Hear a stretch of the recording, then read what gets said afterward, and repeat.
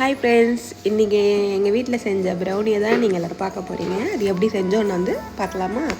அதுக்கு வந்து சாக்லேட்டை நல்லா பாதியாக உடச்சி அதை வந்து மெல்ட் ஆக்கணும். ஒரு கிண்ணத்தில் தண்ணி ஊற்றி அது மேலே வந்து ஒரு கிண்ணம் வச்சு மெல்ட் ஆக்கணும். பட்டரையும் சேர்த்து அதுக்கு 2 முட்டையை வந்து உடச்சி நல்லா வந்து கலரிக்கணும்.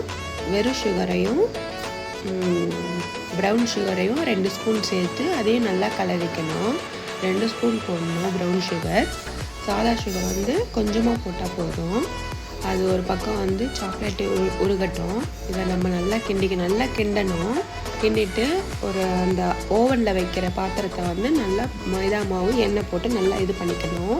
சாக்லேட்டை உருகினதை வந்து இதில் ஊற்றி நல்லா அதையும் மிக்ஸ் பண்ணி சேர்த்து வச்ச மைதா மாவையும் லைட்டாக கிண்டிக்கணும். கிண்டிட்டு ஓவனில் வைக்கிற அந்த பாத்திரத்தில் இதை ஊற்றி ஒரு 15 மினிட்ஸ் வந்து ஓவனில் வச்சுட்டு நம்ம வேலையை பார்க்கலாம். சாக்லேட்டில் மேலே வந்து சாக்லேட்ஸ் வந்து கொஞ்சம் அழகுக்காக தூவிட்டு இது தயாராக இன்னும் 15 நிமிஷம் இருக்குது. அது எப்படா வேகும், எப்படிடா வந்திருக்குன்னு நாங்கள் சுற்றி வந்துட்டு இருந்தோம். பார்த்தா சூப்பராக வந்திருக்கு. சூப்பராக இருந்துச்சு.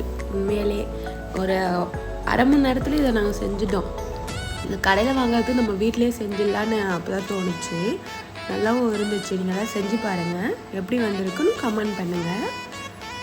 என் பசங்களும் விரும்பி சாப்பிட்டாங்க. சூப்பரான ஒரு ப்ரௌனி எப்படி செஞ்சோம் காட்டணும். பாய்.